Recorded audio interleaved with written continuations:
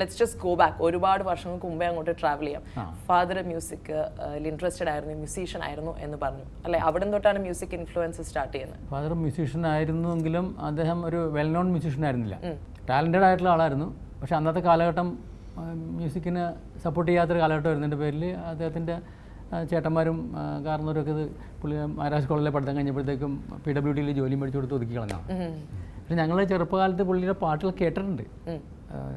അങ്ങനെ നമുക്ക് അതിനകത്തേക്കുള്ളൊരു പ്രചോദനം കിട്ടാനായിട്ട് പാട്ടെന്ന് പറയുന്നത് എന്താണെന്ന് അറിയാൻ പാടത്തൊരു കാലഘട്ടം ഉണ്ടല്ലോ കുട്ടിക്കാലത്ത്. അത് കഴിഞ്ഞ് പാട്ട് കേട്ട് വളർന്നത് പുള്ളിയുടെ പാട്ടുകളാണ്. പക്ഷേ ഒരു 8th സ്റ്റാൻഡേർഡ് ആയപ്പോഴത്തേക്കും ഞാനൊരു പൊന്നുരുന്തി കപ്പൂച്ചൻ ആശ്രമം എന്ന് പറഞ്ഞൊരു സ്ഥലമുണ്ട്. അവിടെ പോയി 2 വർഷം താമസിച്ചു പഠിച്ചിട്ടുണ്ട്. അവിടുത്തെ ഹോസ്റ്റലിലെ കുട്ടികളുടെ കൂടെ. അപ്പോൾ അവിടെ ഒരു ഫാദർ ഉണ്ടായിരുന്നു, ഫാദർ മെൻഡസ് എന്ന് പറഞ്ഞത്. അദ്ദേഹമാണ് എനിക്ക് പാടാൻ കഴിവുണ്ടെന്ന് കണ്ടുപിടിക്കുകയും എന്നെ നിർബന്ധമായിട്ട് പാട്ട് പാടിക്കുകയും ചെയ്തതാണ്. ആ പുള്ളി പുതിയ പുതിയ പാട്ടുകളൊക്കെ പഠിപ്പിക്കാൻ തുടങ്ങി.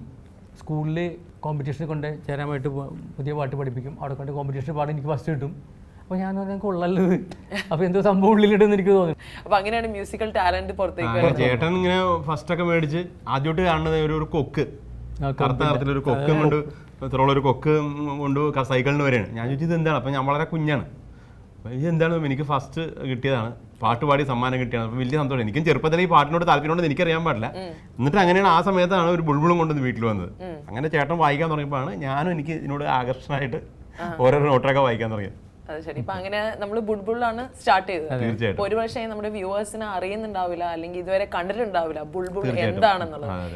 ഞാൻ തന്നെ ആദ്യമായിട്ട് സ്റ്റുഡിയോയിൽ വന്നിട്ടാണ്, ഫ്ലോറിൽ വന്നിട്ടാണ് ഗാനമേളകൾക്കൊക്കെ പ്രത്യേകിച്ച് ഇപ്പൊ വയലിനിലോ അല്ലെ ഹാർമോണിയത്തിലൊക്കെ പാട്ടിന്റെ ഒപ്പം ഫോളോ ചെയ്യുന്നൊരു പോലെ ബുൾബുളിസ്റ്റുകളായിരുന്നു. പാട്ടുകാരന്റെ തൊട്ടടുത്തിരുന്നിട്ട് പാട്ടിനൊപ്പം ഫോളോ ചെയ്ത് വായിച്ചിരുന്നു. വളരെ ബ്യൂട്ടിഫുൾ ആയിട്ടുള്ള ഇൻസ്ട്രുമെന്റ് ആണ്. ഐ തിങ്ക് ഇത്രയും പറഞ്ഞ സ്ഥിതിക്ക് I think we can show viewers എന്തെങ്കിലും നമുക്കൊന്ന് ഒരു പീസ് കളിച്ചും കൂടി. ഇപ്പൊ നല്ല പെർഫെക്റ്റ് ആയിട്ടുള്ള ബുൾബുൾ കിട്ടാനില്ല, എന്നാലും ഉള്ളത് വെച്ചിട്ട് എന്തെങ്കിലും ചെയ്യാം. അത് അതിന്റെ ഇത് അച്ഛനുറങ്ങാത്ത വീട് എന്നുള്ള സിനിമയിൽ ഉപയോഗിച്ച ഒരു ഞാൻ തന്നെ ഉപയോഗിച്ചിരുന്നു. വളരെ ചെറുപ്പത്തില്, അതായത് ഒരു 4 വയസ്സ് 5 വയസ്സുള്ള പ്രായത്തില് ചേട്ടൻ ഇതേപോലെ വീട്ടിൽ കൊണ്ടുവന്നപ്പോഴത്തേക്കും വായിച്ചു നോക്കിയ ഇൻസ്ട്രുമെന്റ് ആണ്. പിന്നെ കുറേ നാളായിട്ട് ഇത് വായിച്ചിട്ടില്ല, ഇപ്പോഴൊന്ന് വായിച്ചു നോക്കിയാണ്. ഇപ്പൊ നമുക്ക് സലീൽ സാറിന്റെ ഒരു പാട്ടുണ്ടല്ലോ, പൂവേവ എന്നുള്ള പാട്ട്, ആ പാട്ടൊന്ന് പാടി നോക്കാം.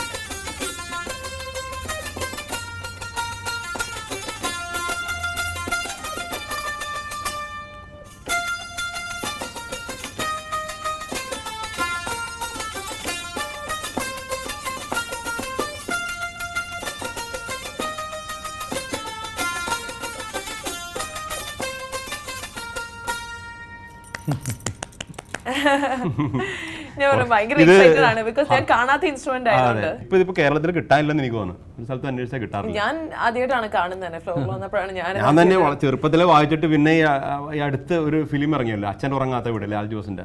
അദ്ദേഹത്തിന്റെ നായകൻ ബുൾബുളിസ്റ്റ് ആയിട്ടാണ് അഭിനയിക്കുന്നത്.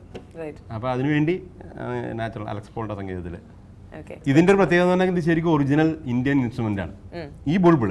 പക്ഷേ ഇതിൻ്റെ എവിടെ നിന്ന് തുടങ്ങിയെന്ന് വെച്ചിട്ടുണ്ടെങ്കിൽ ജപ്പാൻ ഇൻസ്ട്രുമെന്റ് ആണ്. ഒരു കോട്ടോ, ഷെയ്ക്കോ കോട്ടോ എന്ന് പറഞ്ഞിട്ട് ഒരു ഇൻസ്ട്രുമെന്റ് പഞ്ചാബിൽ വരാൻ കാര്യം എന്ന് വെച്ചിട്ടുണ്ടെങ്കിൽ ഈ 19ാം നൂറ്റാണ്ടിന്റെ അവസാനം 20ാം നൂറ്റാണ്ടിന്റെ ആദ്യത്തിൽ സൗത്ത് ഈസ്റ്റ് ഏഷ്യൻ കൺട്രിയിൽ ജപ്പാനിൽ നിന്ന് കൊണ്ടുവന്നൊരു ഇൻസ്ട്രുമെന്റ്. അത് പഞ്ചാബ്, അഫ്ഗാനിസ്ഥാൻ, ഇന്ത്യൻ ആ ബോർഡറിൽ, പാകിസ്ഥാൻ ആ ബോർഡറിൽ ഇതങ്ങോട്ട് വ്യാപിച്ച് അവിടുത്തെ ഫോക്ക് മ്യൂസിക്കിന് വളരെ ആപ്റ്റായിട്ട് തോന്നി. അപ്പോൾ അവരത് നമ്മുടെ ഫോക്ക് മ്യൂസിക്കിന് പറ്റിയ വിധത്തിലാക്കി എടുത്ത് ഒരു പുതിയ ഇന്നോവേഷൻ ചെയ്തിട്ടാണ് ബുൾബുൾ തരംഗം എന്നുള്ളൊരു ഒരു സംഗീതം ഉണ്ടായത്, ഒരു ഇൻസ്ട്രുമെന്റ് ഉണ്ടായത് തന്നെ. അത് അങ്ങോട്ട് വളരെ പെട്ടെന്ന് ഇന്ത്യ ഫിലിം ഇൻഡസ്ട്രിയിലും മ്യൂസിക് ഇൻഡസ്ട്രിയിലും അങ്ങോട്ട് വ്യാപിച്ചു. ഓൾ ഇന്ത്യ ലെവലിൽ വളരെ പെട്ടെന്ന് തന്നെ. ഇത് എൻ്റെ വളരെ ചെറുപ്പകാലത്തൊക്കെ ഇത് ഹാർമോണിയത്തിന് പകരം പാട്ടുകാരനെ അക്കമ്പനി ചെയ്യാൻ വേണ്ടി ഉപയോഗിക്കുന്ന ഇൻസ്ട്രുമെന്റ് ആയിട്ടാണ് ഞാൻ കണ്ടിരിക്കുന്നത്.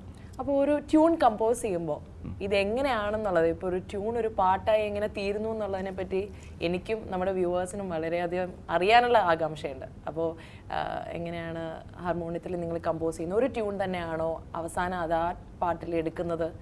എങ്ങനെയാണെന്നുള്ളതിൻ്റെ ഒരു ട്രാൻസ്ഫോർമേഷൻ ഒരു പാട്ടിൽ നിന്ന് ഇനീഷ്യൽ ട്യൂൺ തൊട്ട് ഫൈനൽ ട്യൂൺ വരെ എങ്ങനെയാണെന്നുള്ളതെന്ന് എക്സ്പ്ലെയിൻ ചെയ്യാമോ? അതിപ്പോൾ അതിന് ഏറ്റവും നല്ല ഉദാഹരണം ആണെങ്കിൽ ശൃംഗാരവേലയിലെ ഒരു പാട്ടാണ് ശരിക്കും എൻ്റെ മനസ്സിൽ ഇപ്പോൾ വരണം. അതിന് ശൃംഗാരവേലയിൽ 3-4 പാട്ടുകളുണ്ട്. അതിൽ ഒരു സിറ്റുവേഷൻ പറഞ്ഞു തന്നു. നായിക, നല്ല ഗ്ലാമറസ് ആയിട്ടുള്ളൊരു നായിക, കുളിച്ചിങ്ങനെ തമ്പുരാട്ടി പടവുകൾ കയറി ഇങ്ങനെ വരുമ്പോൾ നായകൻ ദിലീപ് കൂട്ടുകാരനും കൂടി ഇങ്ങനെ പുറമേ നിന്ന് നോക്കി കാണുന്നത്, അവളുടെ അങ്കലാവണ്യം കണ്ടിങ്ങനെ ആശ്ചര്യത്തോടെ നോക്കിക്കൊണ്ടിരിക്കുന്ന ഒരു സംഭവത്തിലാണ് ഈ പാട്ട് ഇങ്ങനെ തുടങ്ങേണ്ടതെന്നാണ്. അപ്പോൾ ശരി എന്ന് പറഞ്ഞിട്ട് ഞങ്ങളൊരു 3 ട്യൂൺ കൊടുത്തു. 3 രാഗത്തിൽ, പ്രത്യേകിച്ച് തമ്പുരാട്ടിയാണല്ലോ. അപ്പോൾ ഒരു സുരുട്ടി രാഗത്തിൽ കൊടുത്തു, ഒരു ഹംസനാഥം കൊടുത്തു, കാമ്പോജി കൊടുത്തു. കാമ്പോജിയാണ് അവർക്ക് ഇഷ്ടപ്പെട്ട കാമ്പോജിയാണ്. കാരണം സാധാരണഗതിയിൽ കാമ്പോജിയോടായിരിക്കും കൂടുതൽ താല്പര്യം. മറ്റേത് കുറച്ചുകൂടി ടഫാണല്ലോ എൻജോയ് ചെയ്യാനായിട്ട്. നല്ല മോശമായിട്ടല്ല, അവർ പറഞ്ഞ് ഇതാണ് ഞങ്ങൾക്ക് കുറച്ചും കൂടി ആപ്റ്റായിട്ട് തോന്നണമെന്നാണ്. അപ്പോൾ അതിൽ ട്യൂൺ കൊടുത്തിട്ട് ട്യൂണിൽ എഴുതി, പാട്ട് എഴുതി. അത് പാട്ട് എഴുതിയിട്ട് ആ ട്യൂണിൽ ഞങ്ങൾ പാടി നോക്കിയപ്പോൾ ഇവരിങ്ങനെ സിബി ഉദയനുണ്ട്, സിബി തോമസ് ജോസ് തോമസ് ഉണ്ട്. ഒരു 3 പേരും കൂടി ഇങ്ങനെ നമ്മളുടെ വായിലോട്ട് നോക്കി ഇങ്ങനെ ഇരിക്കുകയാണ്. പറഞ്ഞു നിങ്ങൾക്കൊരു പണി ചെയ്യാമോ? എന്താണ്? ഞങ്ങൾ ആ പണിയിൽ ചെയ്തുകൊണ്ടിരിക്കുന്നത്. അല്ല, ഇപ്പോൾ ഏതായാലും കവിത എഴുതിക്കൊണ്ടുണ്ടല്ലോ, കവിത ഇപ്പോൾ ട്യൂണിനകത്ത് സെറ്റാക്കി എഴുതിയേക്കാണ്. ഇതൊന്ന് ശരിക്കൊന്ന് റീട്യൂൺ ചെയ്ത്, അത് എങ്ങനെ റീട്യൂൺ ചെയ്യാനോ, ശരിക്കും കവിത ട്യൂൺ ചെയ്യണമല്ലേ വേറെ പണ്ട് കാലത്ത് ചെയ്തിരുന്ന പോലെ ഒന്ന് ചെയ്തുകൊണ്ടിരാമെന്ന് വെച്ചു. ആറടി ആണ് ഞാൻ അങ്ങനെയാണ്. അപ്പോൾ പറഞ്ഞാൽ ഞങ്ങൾ ശരിയെന്നാണ് ചെയ്തുകൊണ്ടിരാന്ന് പറഞ്ഞിട്ട് വീട്ടിൽ പോയിരുന്ന് 2 ട്യൂൺ അങ്ങ് ഇട്ട് ഒരു ദിവസം കാലത്ത് ചെന്നങ്ങട് 2 ട്യൂണും പാടിക്കപ്പിച്ചു. അതിൽ അവർക്ക് ഇഷ്ടപ്പെട്ട ട്യൂണാണ് സിനിമയിൽ വന്നത്. അപ്പോൾ ആദ്യം അവർക്ക് കൊടുത്ത ട്യൂൺ 3 ട്യൂണിൽ കാമ്പോജി അവർ ഫിക്സ് ചെയ്ത ട്യൂൺ തരുന്നു.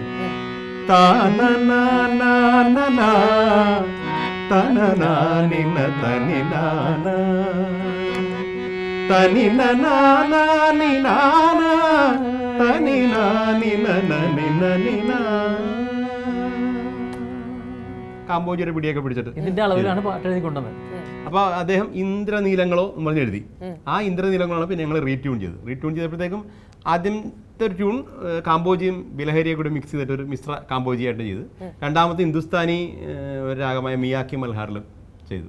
അപ്പോൾ അതിൽ ഈ ഇപ്പൊ കേൾക്കുന്ന ട്യൂണും ഇന്ദ്രനീലങ്ങളോ പ്രണയാർദ്രവിലോചനമോ ഇണമരാളങ്ങളോലും നിറമാറിടമൊരു സരസോ. ഇന്ദ്രനീലങ്ങളോ പ്രണയാർദ്രവിലോചനമോ ഇണമരാളങ്ങളോലും നിറമാറിടമൊരു സരസോ. അങ്ങനെ പോകും. അപ്പോൾ ഇത് കേട്ടപ്പോൾ അവർ പറഞ്ഞ് ഇത് മതി, നല്ല പാട്ടാണല്ലോ. പിന്നെ വേറെ ചെയ്തിട്ടുണ്ടോ നിങ്ങൾ? വേറെ ചെയ്തിട്ടുണ്ടോ? കേൾപ്പിച്ചാണെന്ന് പറഞ്ഞു. അതാണ് അടുത്തത് കർണാട്ടിക് രാഗത്തിൽ വിളിച്ചത്. അത് കേട്ടി പറഞ്ഞാൽ ഇത് മതി മറ്റേത് വേണ്ട. ഇന്ദ്രനീലങ്ങളോ പ്രണയാരവിലോചനമോ ഇണമരാളങ്ങളോലും നിറമായിടമൊരു സരസോ.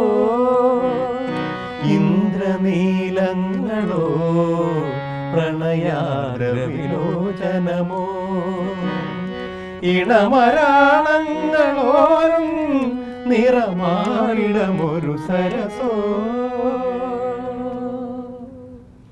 അവർക്ക് സിറ്റുവേഷനിൽ കുറച്ച് ആശ്ചര്യമൊക്കെ തോന്നുന്ന ഒരു മൂഡായിട്ട് തോന്നി. അപ്പോൾ ഇത് മതി, മറ്റേത് വേണ്ടാന്ന് വെച്ചു. പിന്നെ അങ്ങനെയാണ് ഫൈനൽ ഒരു സാധാരണഗതിയിൽ അങ്ങനെയല്ല. സാധാരണഗതിയിൽ നമ്മളൊരു ട്യൂൺ ഇട്ടിട്ടുണ്ടെങ്കിൽ ആ ട്യൂണിന് ലിറിക്ക് സെറ്റായി കഴിഞ്ഞിട്ടുണ്ടെങ്കിൽ അതൊന്ന് പോളിഷ് ചെയ്ത് ആ സ്ട്രക്ചറിൽ തന്നെ ആയിരിക്കും മിക്കവാറും അവസാനം വരെ പോകുന്നത്. പിന്നെ പാട്ടുകാരൻ നിങ്ങൾ വരുമ്പോഴത്തേക്കും ആ സ്റ്റുഡിയോയിൽ നിന്ന് ചിലപ്പോൾ മോഡിഫൈ ചെയ്യും. ചിലപ്പോൾ പാട്ട് എഴുതി കഴിയുമ്പോഴത്തേക്കും അവർ തന്നെ പറയും. ഇപ്പോൾ രമേശ് നായർക്കാണെങ്കിൽ പറയും ഒരു ആശയം ഇതിൻ്റെ അകത്ത് നന്നായിട്ട് വരണമെന്നുണ്ടെങ്കിൽ ഈ അളവൊന്നും മാറ്റി തരാൻ പറ്റുമെന്ന് ചോദിക്കാം. അങ്ങനെ പിന്നെ എഴുതിക്കോളാൻ പറയും. അവിടെ ആ വസ്തു അങ്ങോട്ട് ആശയം അത് നിർത്തിയിട്ട് ഒന്ന് റീട്യൂൺ ചെയ്യണം.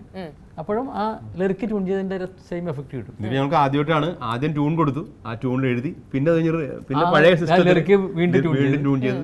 അത് 2 ട്യൂൺ അപ്പം തന്നെ ചെയ്തായിരുന്നു. അതിൻ്റെ അകത്ത് നിന്ന് 2ഉം കേട്ടിട്ട് 2ഉം ഇഷ്ടപ്പെട്ടു. പക്ഷേ ഇതാണ് ഫൈനലൈസ് ചെയ്തത്.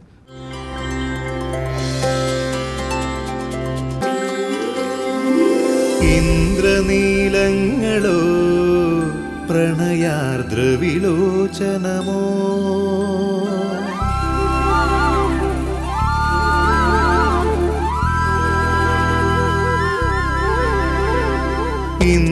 ഇന്ദ്രനീലങ്ങളോ പ്രണയാർദ്രവിലോചനമോ ഇണമരാളങ്ങളോലും നിറമാറിടമൊരു സരസോ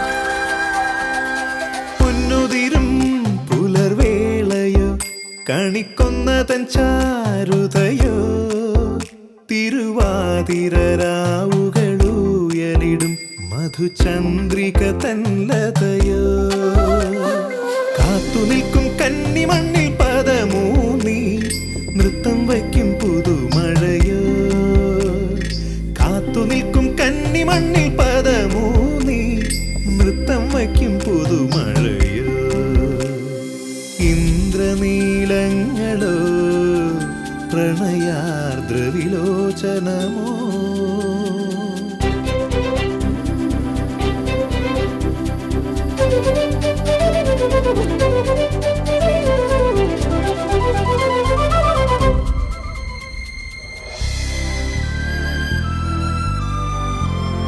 ചന്ദനത്തിൻ രതിശില്പമോ രവിവർമ്മ തൻ ഭാവനയോ നിറസന്ധ്യയിൽ കന്മദ സൗരഭമായി വരുമഷ്ടപതിലയമോ കാറ്റുപാടും പൂക്കടമ്പിൻ കുടക്കീഴിൽ സ്വപ്നം കാണും ഗോപികയോ കാറ്റുപാടും പൂക്കടമ്പിൻ കുടക്കീഴിൽ സ്വപ്നം കാണും ഗോപികയോ ഇന്ദ്രനീലങ്ങളോ പ്രണയാർദ്രവിലോചനമോ